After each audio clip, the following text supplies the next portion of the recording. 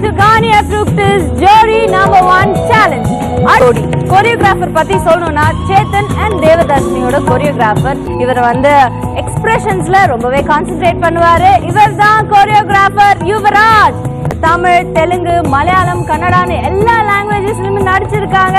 She is a lovely Sujita. So நமக்கு அடுத்த performance கொடுக்க வர ஜோடி யுவராஜ். ராடும்னு மேலத்த கொட்டுறதோ